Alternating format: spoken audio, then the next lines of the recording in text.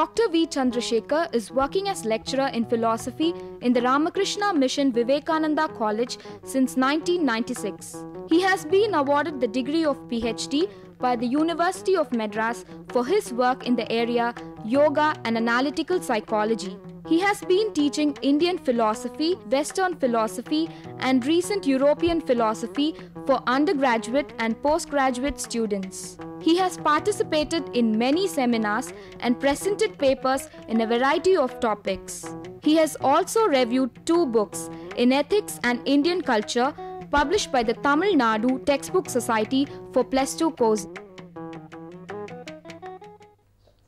Welcome to UGC series of lectures in philosophy.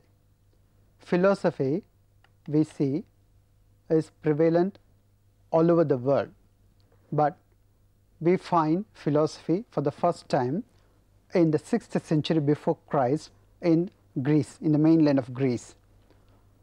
Philosophy is nothing but a search for truth.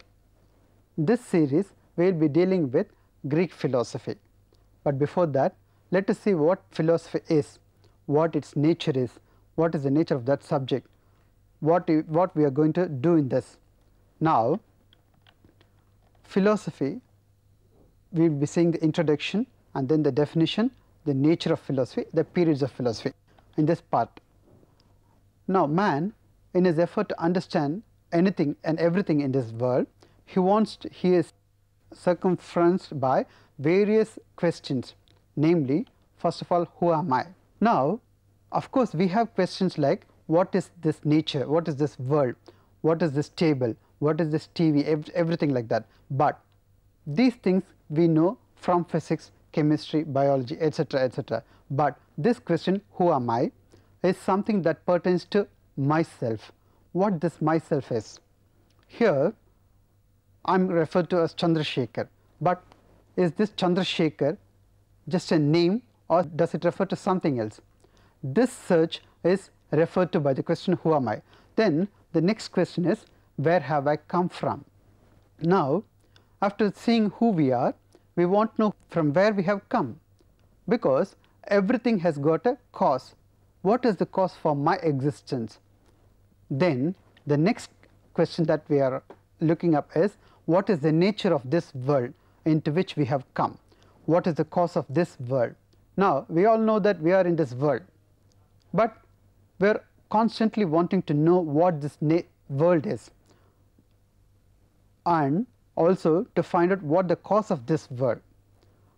Anything, when we talk of a cause, the cause should be superior to the effect, and it should encompass all that the effect has got. The world with all its myriad of things is a place where I live, where we all live. So, which means that we are all part of this world. So, we cannot be the cause of this world. Therefore, the cause of this world should be something that is superior. Now, let us go to the next question, that is, can God be the cause of this world? If so, what is the relationship between God and this world? Why do we bring in God? When we say that this cause should be superior to the world, to the effect, then the world must have a cause which is superior to this world. That cause cannot be you or me, nor anything, because we are all part of this world. If that be the case, scholars say that postulate the existence of some supreme being which has created this world, and that supreme being they call it as God. God, they say, is omnipresent, omniscient, omnipotent, which means he is God all powerful, he is all powerful, all knowing, and he can do anything. Therefore, they postulate the existence of God as the cause of this world. If there are people who do not accept this, but if we accept, we have a next question, namely, what is the relationship between God and the world? If we talk of supreme being which is the cause of this world and we do not know where it is, we are in this world. When we say that a supreme being which is not to be seen is the cause of this world, our next important question is, how is this God related to the world? This is one question which haunts us. We need answer for that. Then we go on to the next question, namely, is there any God at all? Having talked about God as the cause of this world, we also want to know what this God is, whether there is any God at all, and then how can we know him? So, therefore, we are haunted with mainly 6 of these questions, namely, who am I, where have I come from, and what is the nature of this world into which I have come, who is the cause, can God be the cause, like that. These questions are haunting us day in and day out. We are wanting to know the answers for it. Where can we get the answers for them? Do we have a branch of knowledge which can give us ideas about these questions? No, because we have physics, anthropology, botany, physics, chemistry, etc., which deals with particular areas, but the questions that we have spoken about do not form part of any of these areas. Therefore, scholars come to the opinion that we have a particular branch called philosophy which deals with this kind of a question, that they call it as philosophy. And now, what is this philosophy? Scholars say that philosophy is nothing but the search of truth. That is, what kind of search? Physics has got a particular way of searching realities, chemistry has got a particular way of searching realities, religion has got a particular way of searching realities. Now, what is this search of reality with respect to philosophy? Now, scholars say that philosophy is a search for truth. It is neither a theological search nor a scientific search. That is, it is not a kind of a search that we embark in religion, nor a kind of a search that we embark in physics, but it is a search, a totally different type of search. That is what they say. That's why they say that it is a search for truth. Etymologically, the word philosophy comes from the Greek terms philos and sophia. Philos in Greek means loving and sophia means wisdom or knowledge. Therefore, the term meaning for philosophy is love of wisdom. Since it is the search of truth, they say that philosophy can be compared to a tree whose roots are metaphysics, and the physics forms part of the trunk, and the other branches of knowledge form part of the branches of the tree. This is what philosophy is all about in general. Now, there are various definitions that have been given to philosophy and in various points of time. Of course, we do not have a concise definition of philosophy, because philosophy is not like physics, chemistry, biology, etc., which have clear-cut definitions, but philosophy is something that carries on with man over the ages. Therefore, one definition of philosophy is a personal attitude toward life and the universe. It takes life and the universe as it is, of course, with certain questions of understanding life and universe. Secondly, philosophy is a method of reflective thinking and reasoned inquiry. Of course, here I must say that any branch of knowledge is a method of reflective reasoning and reasoned inquiry, but here we talk of things with particular rational reasoning behind, and hence we talk of philosophy as a method of reflective thinking and reasoned inquiry. Then third, philosophy is said to be an attempt to gain a view of the whole. Now, physics, as I told earlier, deals with physical matters, botany deals with plant life, zoology deals with animal life, but now what is philosophy? Philosophy deals with the whole, which means man, world, everything for that matter. In fact, over the period of ages, we have had many types of philosophers, and some of them were teachers of certain other people. The students may have come out with different ideas than the teachers, but each of them does not cancel the view of the other. Instead, each of these views may be of Socrates, may be of Plato, may be of Descartes, may be of Spinoza, all are parts of they are factors of the truth. Therefore, each one of them have tried to speak about philosophy from their own angles. Hence, we have different views, but this different view is only to be taken up as a study of the whole, but made in parts. Then fourthly, we say that philosophy is a logical analysis of language and the clarification of the meaning of words and concepts. This definition is a very recent one, because philosophy, they say in the recent times, in the past 30-40 years, they say need not deal with reality which is abstract. Instead, it should help us to understand the language and clarification of the meaning and words of concepts that we use in science. These thinkers, these scholars, they want to use philosophy as a medium to understand science. Therefore, we have that kind of a philosophy now. Then lastly, philosophy is a group of problems as well as theories about the solution of these problems.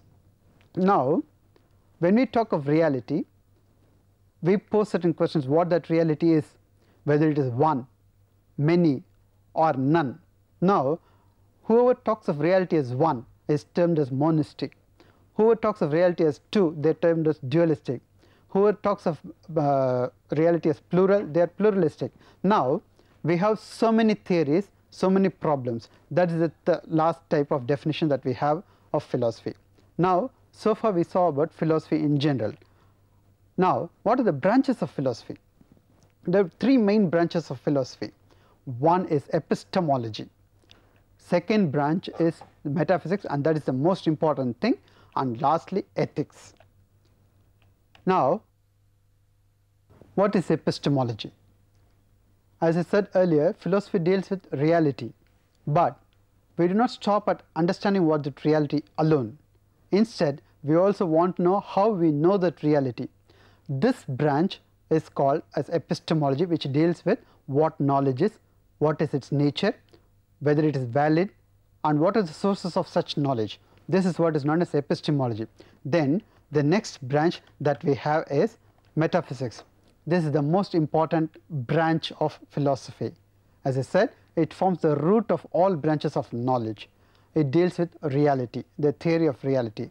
Meta means beyond. Metaphysics therefore means beyond physics, which means this subject, this branch of philosophy deals with reality which is beyond all other branches of knowledge. Hence, it is known as metaphysics. But is it enough if we know these two? No. Hence, we have the third branch, which is ethics, which deals with morality, which says how this knowledge of reality can be utilized in our life, how man ought to live, how man ought to act. This is what is known as ethics. This is nothing but an application of philosophy in one's life. Now, we will be dealing with the periods of philosophy. Generally, there are 4 periods of philosophy in the West, they say. Namely, we have the ancient period, which starts somewhere between the 6th century before Christ, and then the medieval period, which comes after the Christian period, and then the modern period, which starts somewhere around the 15th century AD, and then the contemporary period, which is the present day. Let us now see the ancient period. Ancient period we generally refer to Greek philosophy. This Greek philosophy has got 3 classifications, namely pre-Socratics. Of course, all of us know about Socrates, a great philosopher from the Greece. Any normal person knows about him. This particular period of the pre-Socratics deals with the thinkers who lived before Socrates, somewhere around the 6th century BC to 3rd century BC. Then the second period of Greek philosophy deals with the sophists to Aristotle. This period includes thinkers like Socrates, Plato also here. Now we come to the third period of Greek philosophy, which is referred to as the post-Aristotelian. Aristotle, we know, is a student of Plato, and there were thinkers and movements which came after Aristotle, that is referred to as post-Aristotelian. This post-Aristotelian period is referred to by thinkers as a case of decline of the national thought of Greece. But there are certain important thinkers in Greece. Let us see them now. The first thinker that we see is Thales. Thales is referred to as the father of philosophy from the earlier ages. In fact, he was the first to have referred to an independent explanation of the world. Then we have 3 more important thinkers. They are Socrates, a great thinker, and then his student Plato, and lastly Aristotle, who was a student of Plato. These are the 4 main thinkers that we can think of. Anyway, we will be dealing with all of these people in the separate lectures in Greek philosophy. But beyond this period, around after the advent of Christianity, we have a period of philosophy called the medieval philosophy. Here, medieval philosophy, we refer to 3 important thinkers. They are Saint Augustine, Saint Anselm, Saint Thomas Aquinas. Now we have Saint Augustine, who also spoke about philosophy in terms of religion. Then Saint Anselm tried to talk of philosophy in terms of religion. They try to explain what God is, they try to give proofs for the existence of God, and etc., etc., how the world came into existence from God. This is a separate section that we will be dealing with later. But after this 15th century, we have a period called the modern philosophy, modern period in philosophy, which is basically divided into two, namely empiricism and rationalism. Rationalism was the first, which came around 15th century AD with the advent of one important philosopher called René Descartes. René Descartes, a 15th century philosopher from France, is the first one to bring philosophy out of the clutches of religion. He tried to explain the reality in terms of independent rational thinking. We have a gamut of philosophers who followed him. They are Spinoza and Leibniz. Now, René Descartes from 1591 to 1650. He is referred to as the father of modern philosophy because he was the first one to talk of independent reasoning around that age after the advent of Christianity. That is why he is called as the father of modern philosophy. Then he asserts that we can have certain knowledge of only one thing. He says that I think, therefore I exist. That is, Descartes, being a mathematician, he wanted to bring out an understanding of reality, as is the case in mathematics, where whatever is certain is accepted, whatever is not certain is rejected. So he wanted to talk about reality in such a fashion. That is why he started off a method called the method of doubt. He says, in this world I can doubt anything, but I cannot doubt only one thing, and that is my own existence, because when I think, I must exist. Therefore, he came to the conclusion that the only certain thing that we can have in this world is I think, therefore I exist. He talks it as cogito ergo sum. And the last that we see is that Descartes developed a dualistic philosophy. As I said earlier, Descartes was certain about only one thing, and that he mentioned as I think, therefore I exist. When we look into this statement, it comprises of two fragments, namely me thinking and my existence. Therefore, Descartes is said to have propounded a dualistic philosophy, that is, the existence of mind and existence of matter, the body. But certain thinkers who came after him found it difficult to understand how two independent substances can come together. So they tried to bring out certain other types of philosophies. One important thinker is Spinoza from 1632 to 1677. He developed a monistic philosophy as against that of Descartes. What is this monism, which talks of reality as only one, not two, as Descartes did? Descartes said body and mind are two realities, two independent realities, but he had the problem of understanding how the two interact. Therefore, Spinoza brings in one reality, and he calls that reality as God. To him, to Spinoza, there is only one reality, God. Matter and mind are two aspects of that reality. Now, when we talk of reality as one, and that is God, what about matter and mind? What about body and mind? Spinoza says that body and mind are two aspects of reality. Just like we have sound and light as two aspects of a film, we have two aspects of reality, namely body and matter. This is what Spinoza said. Then another thinker who came later is Leibniz, 1646 to 1716. He too established a kind of a rationalistic philosophy, but he was different from Descartes and Spinoza in the sense he tried to bring out a continuity between the physical and the psychical realms. To him, body is a plurality of forces, because the reality is neither body, neither matter, neither mind nor body, but it is something that underlies both body and mind. He calls it as force.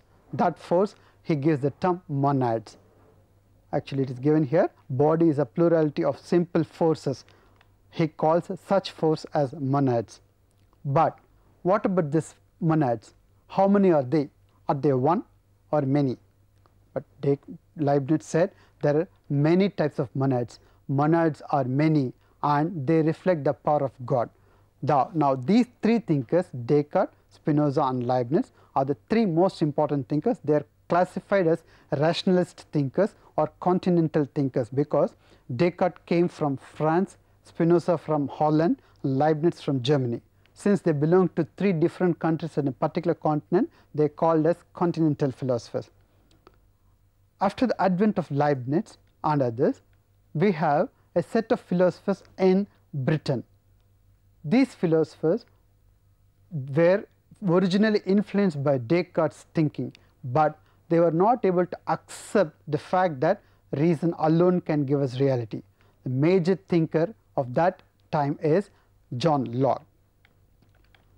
John Locke, 1632 to 1704. He analyzes the human capacity of understanding and concludes that knowledge arises out of experience.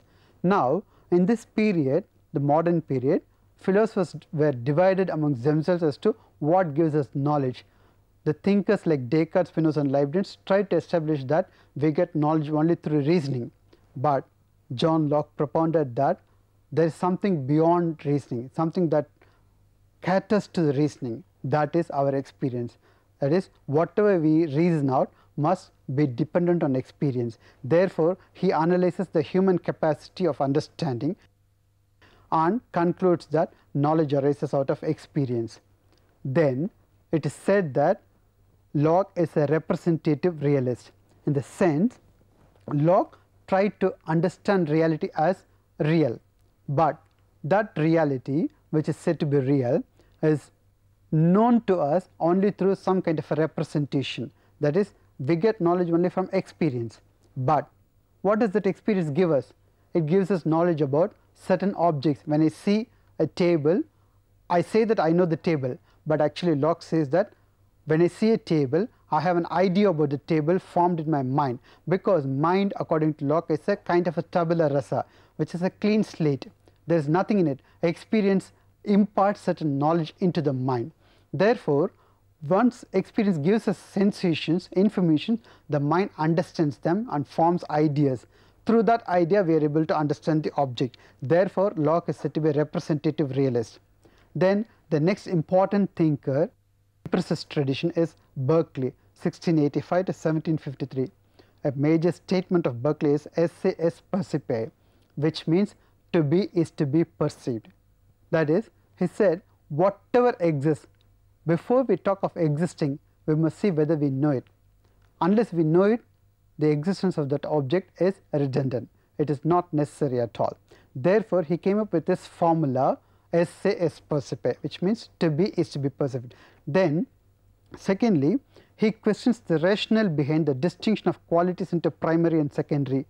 Now, Locke, when he talked about reality, he makes a distinction between qualities that are primary and qualities that are secondary. That is, when I said that Locke talks of reality in terms of ideas, these ideas are dependent upon the qualities. That is, when I see a table, I see the table, it as an object having four legs and a surface which is soft or hard, and whichever way we look at it. But the softness, hardness, the color, the four legs, these are qualities of the table. But what is the table? It is a combination of the qualities, Locke says. Therefore, amongst these qualities, Locke said that some of these are primary and some of these are secondary. Primary qualities, Locke said, are those which cannot be divided, taken away, separated from the object, whereas secondary qualities are dependent upon the mind, he said. But Berkeley questions this distinction, because how can we say that primary qualities are dependent on object and secondary qualities are dependent on the mind, when the mind knows both the qualities? It has to be said that both the qualities are dependent on the mind. Therefore, this distinction, according to Berkeley, is redundant. Therefore, he questions the rationale behind this distinction of primary and secondary qualities. Then Berkeley attempts to establish idealism and thereby refute materialism and atheism. Here it must be said that Berkeley, who was a clergy belonging to the Christian tradition, he was wanting to avoid materialism and atheism. He wanted to establish the reality of God. That is why he talked of ideas, and the ideas that we talk of in the case of Locke, through which we understand reality, he said. But Berkeley said it is only ideas that we can know. Therefore, we can say that idealism started at the time of Berkeley. And the next important thinker that we have is David Hume, 1711 to 1776. He is a very major force in the British empiricist tradition. He analyzes the doctrine of impressions and ideas. That is, when we talk of experience, experience gives us sensations. These sensations get imprinted in our mind, that he calls as impressions. But after these sensations are impressed in the mind forms ideas about it. Therefore, when dealing with knowledge, Hume talks of the distinction between impressions and ideas, and only when we have impressions we can have ideas, and if we do not have impressions we cannot have ideas. The next point that we have is Hume asserts that we can have no knowledge of any substance. This goes along with the first point, that is, our analysis of impressions and ideas tells us that there cannot be an idea without impression. On the basis of this knowledge, Hume tries to refute any substance, be it matter, mind, or even God. He denies everything. Then Hume even denies causality. We talk of causality. We say that anything in this world has got a cause, any effect has got a cause. Now Hume would say that this is not the case, because when I say that A causes B, A is the cause of B, what Hume would say is, yes, I know A, I know B, but how do you know that A is the cause of B? Because I have the impression of A, therefore I have an idea of A. I have an impression of B, therefore I have an idea of B. But what is the impression that I have of the cause? I do not have an impression of the cause. Therefore he rejects causality, and he says that any talk of causality is nothing but a force of habit. He says it is a custom. Since we know when we see A followed by B constantly, we try to combine the two, but actually there is no causal relationship between the two, he says. Hence Hume is regarded as a modern skeptic, because he denies everything: mind, body, matter, world, God, causality. He denies everything. Therefore Hume is regarded as a skeptic. The advent of Hume is very important in modern philosophy, because he is said to have made philosophy reach newer realms. In fact, that is brought out by the next important thinker in the period, which we can say is a transition period from modern to the contemporary, and he is known as Immanuel Kant. Students, so far I was talking to you about what philosophy is, what is the nature of philosophy, what it deals about, and the basic periods of philosophy throughout the world. We spoke about ancient, medieval and modern. Of course, ancient and medieval will be taking it at later times. Hence, I spoke about the modern philosophers right now, which comprise of the rationalistic thought and the empiricistic thought. We will continue with the Greek thought from the next episode onwards. Thank you.